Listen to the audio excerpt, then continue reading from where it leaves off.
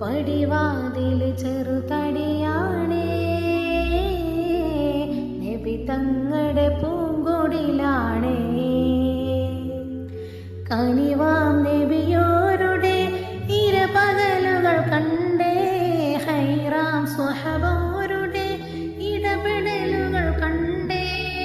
അത് കേട്ടു സിദ്ദീഖിൻ വിളിയാളം, യാ റസൂലേ